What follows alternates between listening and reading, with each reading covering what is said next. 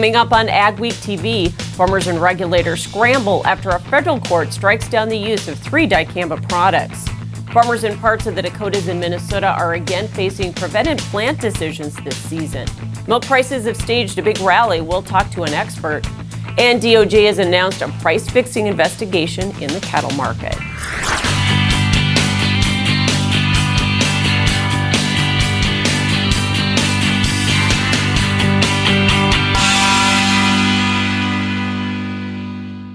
Welcome to AgweekTV. I'm Michelle Rook. Farmers received clarification from the Environmental Protection Agency this week on the use of 3 Dicamba herbicide products on soybeans. The agency responded to a rare ruling on June 3rd by the Ninth Circuit Court of Appeals to vacate registrations on Extendamax, Ingenia, and Fexapan, all over-the-top formulations for Dicamba-tolerant soybeans. On Monday, EPA issued a cancellation order for the products while allowing growers and commercial applicators to use any existing stocks in their possession as of June 3rd. Those products have to be used by July 31st or the state's cutoff date, which is June 30th in South and North Dakota and June 20th in Minnesota. The decision was a shock to the industry, who had suggested EPA should appeal. However, at the time of taping, Bayer had indicated it might appeal. In South Dakota, the Department of Ag has determined the order includes product that was prepaid. However, SDSU's Paul Johnson says the court ruling could not have come at a worse time for farmers. It's the beginning of the spray season, and it left most unprepared. And EPA's decision leaves many farmers in a quandary. My understanding is a lot of product is still with the company that would be used here in South Dakota, and so it's going to be limited what is available. So growers will have to use alternatives, including Tavium, which has limited quantities, or Roundup, which is not effective on resistant weeds, or other conventional products, which he suggests farmers secure as soon as possible. If we're in the water hemp area, we're going back to the conventional things that they've used in the past and looking at those for control. In the kochia area, there's just one product, it'd be Cobra. However, he says farmers with resistant weeds could see yield loss of 10 to 50%. He advises against using generic dicamba as it's illegal and could increase drift problems. This is a difficult situation for all farmers in the region who have relied on the technology the last few seasons. NDSU Extension pesticide specialist Andrew Thostenson says at its height in 2018, the Xtend technology accounted for 50 to 60% of soybean acres in North Dakota. I think that number has come down because we've had the introduction of some other competing products. So right now, my best guess is that they command probably 40 to 45% of the market share in North Dakota. While the decision only applies to the 2020 season, he says the future for the technology is a question mark with a myriad of problems. The U.S. Court of Appeals for the Ninth Circuit is also reviewing Enlist Duo, the 2,4-dine choline and glyphosate premix herbicide owned by Corteva. The lawsuit was filed in 2017 by many of the same plaintiffs as the Dicamba case, but is in front of different judges. However, the lawsuit makes some of the same claims successfully argued against Dicamba herbicides. The June WASDE report didn't hold any major changes from May, but once again confirmed bearish new crop corn production and carryover.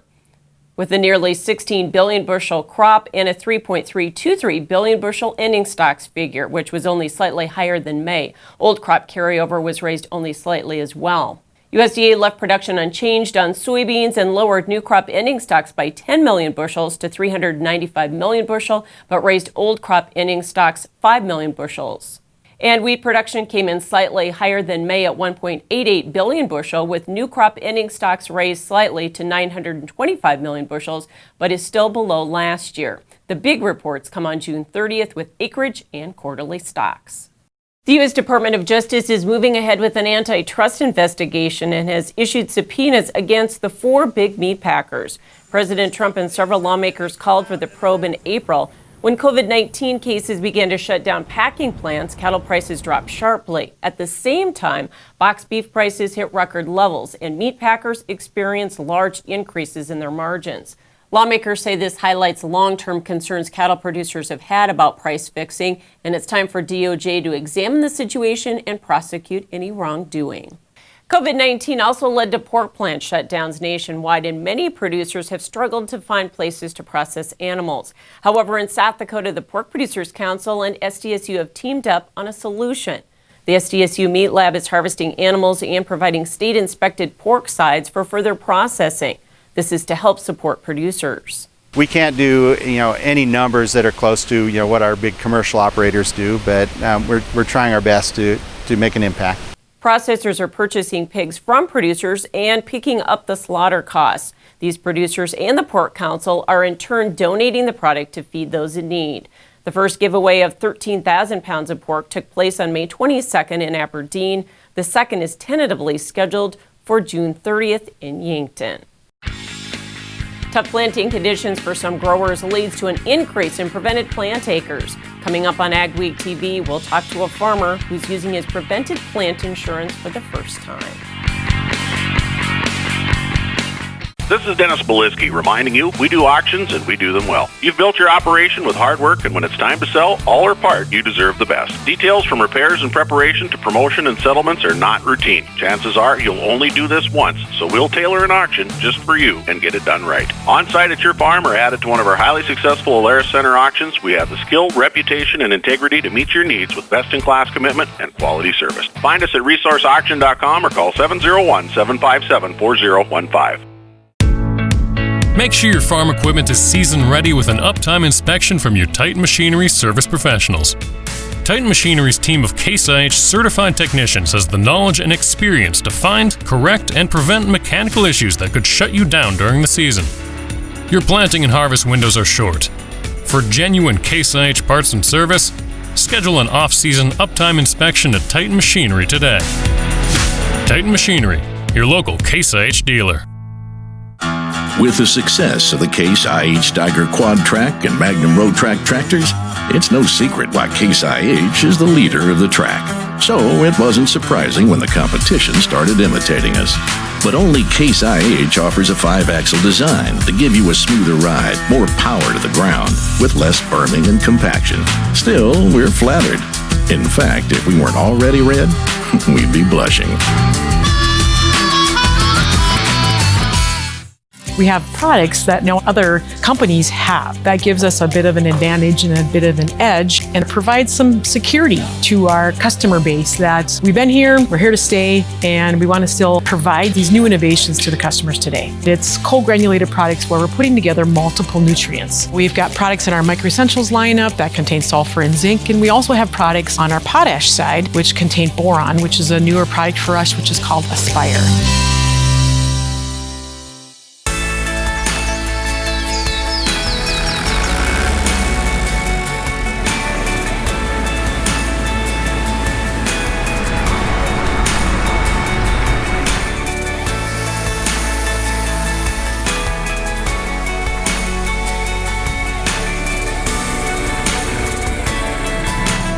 Remember, for all your ag news, go to agweek.com or follow us on Facebook and Twitter as well. Hundreds of farmers in the Dakotas and Minnesota are fighting the effects of unharvested corn and other crops from the 2019 season and another wet spring. Experts say that will lead to more prevented planting insurance acres than in other years. In this week's Agweek cover story, Michael Pates visited Askegaard Farms in western Minnesota, where they were still harvesting corn. We're kind of day-to-day right now. For the first time ever, the Ed and Andrew Askegaard families are using the prevented planting insurance. Last fall, they had to leave 1,200 acres of corn unharvested. That's about 25% of their total acres. They found Ed trying to finish up before the prevented planting deadline. We got about 200 acres out in March, but the snow was so deep there was no frost, so we couldn't keep the grain cart up, so we had to wait. Askegaard says he did manage to get his wheat, corn, and sugar beets planted, but was up against the deadline for soybeans.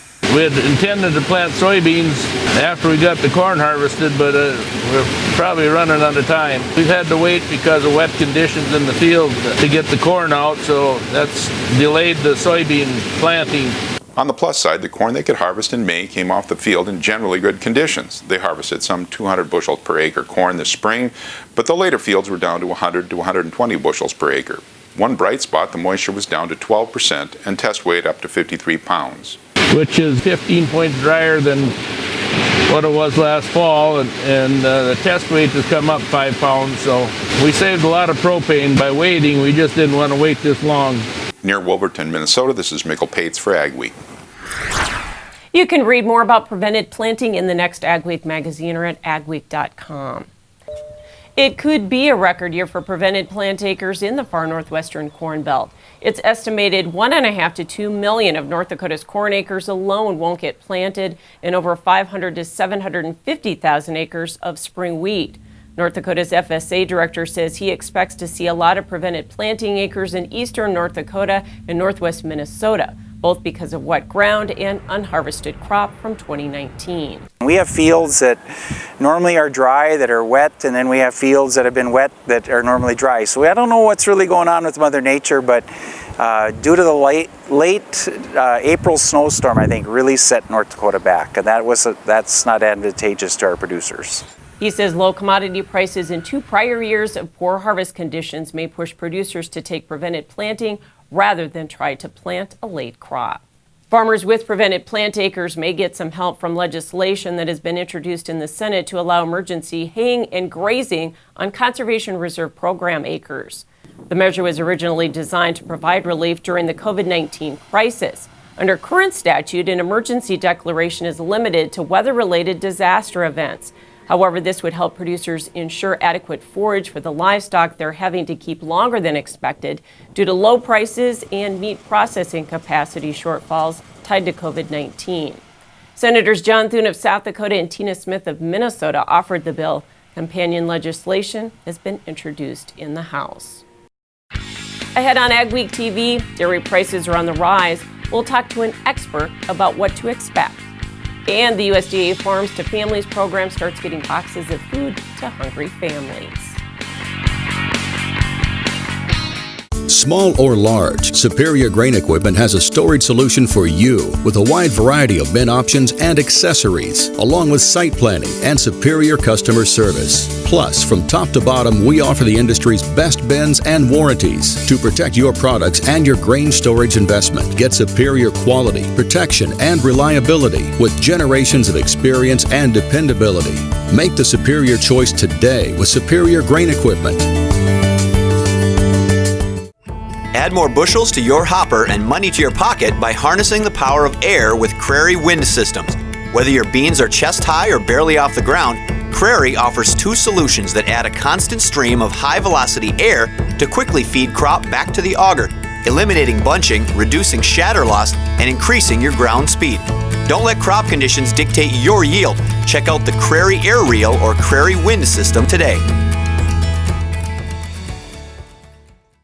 Dynaflow is the ultimate high-volume water management pump. Whether you're experiencing flooding, emptying sloughs, transferring ponds, or working on irrigation, the Dynaflow pump works in as little as 18 inches of water and is designed to move 3,000 gallons per minute.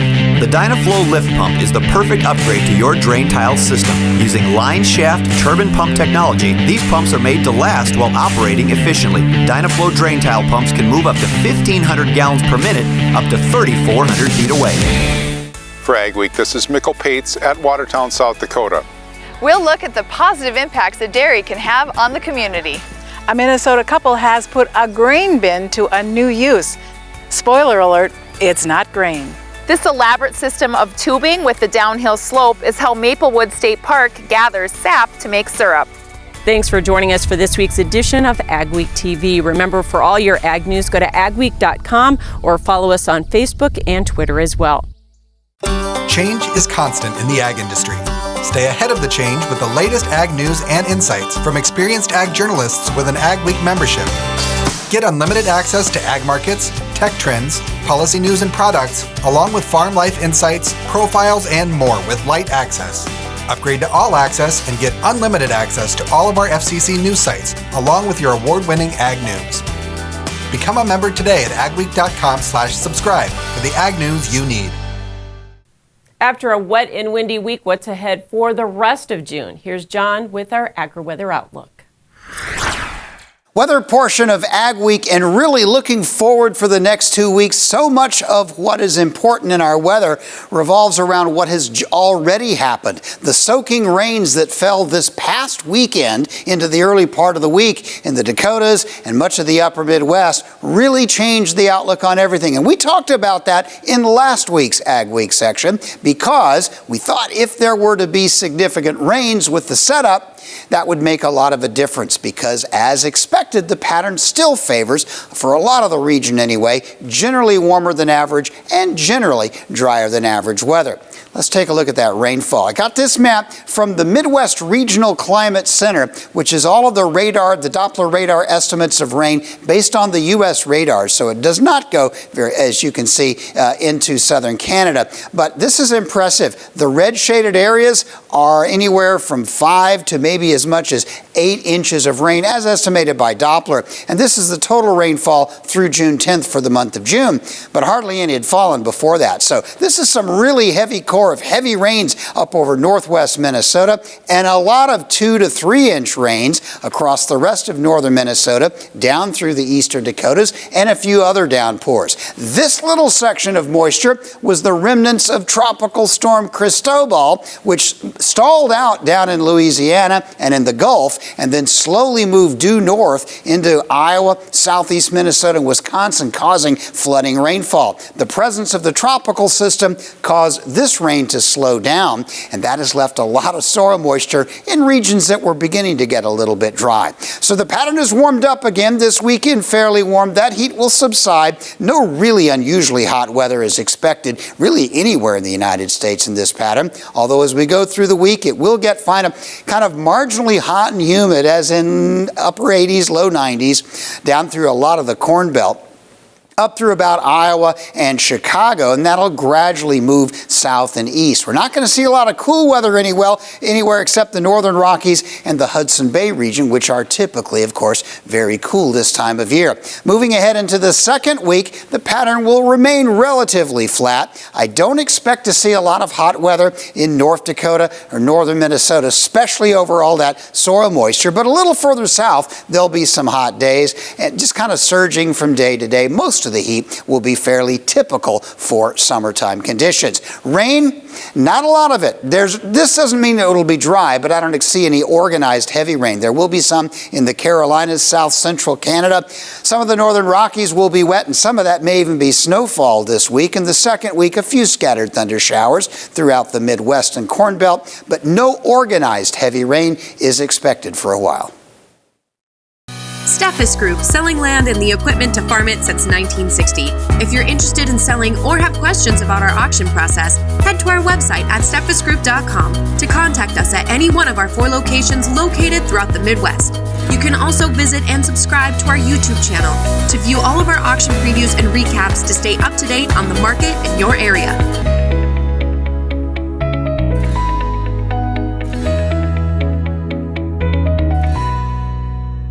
Modal's Truck and Trailer Sales builds customized trailers to fit farmers' needs. Whether you're spraying, fertilizing, or planting, we build 28-foot 2-tank trailers all the way up to 48-foot 4-tank trailers and plenty in between, including field-ready drop decks, flatbeds, and enclosed reefer trailers. We have plenty of inventory ready to go at our Wheaton, Minnesota location, but if you don't see what you're looking for at modalsales.com, give us a call and we'll talk about building you the perfect trailer. 2020 has started off where 2019 left off, with a lot of uncertainty and concern. Is your farming operation ready to take the volatility this year has to offer? Do you have a marketing plan in place to take advantage of opportunity? Are you finding it hard to separate the noise from the news? Talk to the professionals at Martins & Ag. We can help you make sound risk management decisions that will help your operation survive during these unusual times.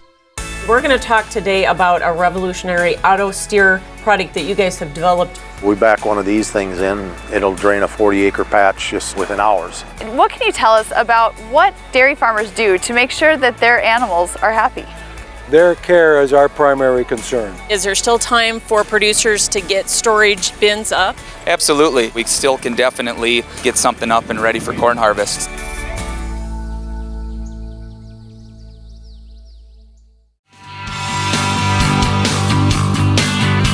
Agweek brings you timely agriculture news from field to fork in digital, print, and television. Fresh every week, join Jenny Schlecht from the Agweek editorial team and me, Al Windmill, from the sales and marketing team for a deeper dive into farm and ranch stories, along with guest interviews with personalities from the world of agriculture. If you're involved in farming, ranching, or agribusiness, the Agweek podcast is the show for you. Milk prices were devastated by the drop in demand due to COVID-19, to the point that some farmers had to dump milk. However, nearby milk futures have rallied from $7 to almost $10 per hundredweight from the April 22nd lows. I asked market analyst Brian Doherty about the rebound. Not only did milk form a V bottom, it skyrocketed right out of that V as I think the timing of a lot of things are coming together. When you look at what's happened in the reopening of not only the U.S., but China and elsewhere, it's created this vacuum of really strong demand. We saw really good numbers on the April for the export market, but also domestically, just this rapid replenishment or need to replenish the pipeline and get inventory into the pipeline. Coincide that with what we see 6 weeks ago, farmers dumping milk and cutting back on herd size. So the cheese market is a big driver of that, though, isn't it? It is for sure. Cheese prices have really skyrocketed to all-time new highs, trading in today in the $24, $25 area, blocks and barrels. And traditionally that means milk prices take it times 10. So milk, in theory, might be in the $24, $25 area. Futures in June are around a little over 20, approaching maybe 21. But that just tells us there's going to be a lot of volatility. Do you see these higher prices continuing to be supported here as the economy opens and that demand gets a little bit even more back to normal? It looks like there's good support under the market and maybe some room for those back months to move up. But if I'm a dairy producer, I'm not betting on $20 milk in the fourth quarter or first quarter. I just think that there is too much out there from a feed perspective. You get cheap feed. That's a big ingredient to milk prices. So right now is the time to be having really good conversations with your cheese plant, your co-op, who's ever buying, and see what tools they offer, or your advisor, and shore up some good prices. The Midwest Dairy Association is donating refrigerators to food pantries around the region so they can offer fresh food like produce and dairy products. The Wishick, North Dakota Food Bank received one and is grateful to be able to offer more healthy foods. This food bank serves about 45 families a month, and they've been seeing a few more people since the pandemic started. In the past, the food truck would deliver their food in the middle of the month, and distribution was at the beginning of the month, so they weren't able to give out any fresh food. They do have freezers, but could not afford a refrigerator. Local dairy producer Kurt Roweeder applied for a grant from them to get one from Midwest Dairy. To have our own refrigerator so that whenever there is fresh product like that, it's just fantastic. It's phenomenal. We're very happy. We've been looking for one for a very long time. Midwest Dairy Association is part of the Dairy Checkoff program. It provided 20 commercial refrigerators to food pantries in the region. $3 billion worth of farm products are on the way to hungry people. Farmers across the country are part of USDA's Farmers to Families Food Box program. It's a major effort to get food to families in need during the pandemic. The Great Plains Food Bank in Fargo, North Dakota is one of the agencies helping to distribute the food. Volunteers helped move 1,600 boxes of produce into the cars of families on June 5th. It was one of several distributions Great Plains is holding around the state this month. The program benefits both families and farmers with excess production. They have now a place where they don't have to waste, they don't have to dispose of their product, and at the same time it's feeding people. So this is really a win-win for producers, for farmers, and for those struggling with food insecurity. So it's a great program. There are several more distributions planned around the region, including another one at the Fargo Dome. For more information, go to GreatPlainsFoodBank.org. Still ahead on AgweekTV, many fairs may be canceled, but 4-H goes on.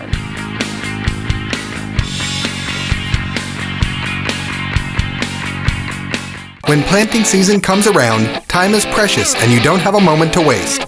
This spring, keep your planters rolling with a user-friendly seed tender from North Star Ag. We have seed tenders for every size operation from Meridian, Unverferth, and J&M. North Star Ag also sells a variety of Valmar spreaders, the leader in air boom delivery. Uptime is crucial. Keep your crew in the field longer with a fuel trailer from Thunder Creek. Visit NorthstarAg.com to see our complete new and used inventory or give us a call. Luckin Trucks and Parts sells quality used parts for all makes and models. With over 50 acres of trucks and parts and new inventory arriving daily. Family owned and operated since 1966, Luckin's specializes in the sale of quality used medium to heavy duty truck parts as well as pre-owned trucks, trailers, and construction equipment. If it's on a truck, we got it. Call us today and let us get you your part. I'm Jenny Garth, and as a mother of 3, I know kids worry about a lot of things. Getting enough food to eat shouldn't be one of them. But here in America, that is a real worry for 1 in 5 children. Even though we are one of the most food-rich countries in the world, 15 million children don't know where their next meal is coming from. This is unacceptable, and something the Feeding America nationwide network of food banks is working to solve. Instead of accepting that our country lets billions of pounds of surplus food go to waste every year, Feeding America has made it their mission to help families in need by rescuing this food. Through food pantries and meal programs, the nationwide network of food banks provides more than 3 billion meals, serving virtually every community in the United States, including yours. Join me in supporting Feeding America and your local food bank by visiting feedingamerica.org. Together we can solve hunger. Together, we're feeding America.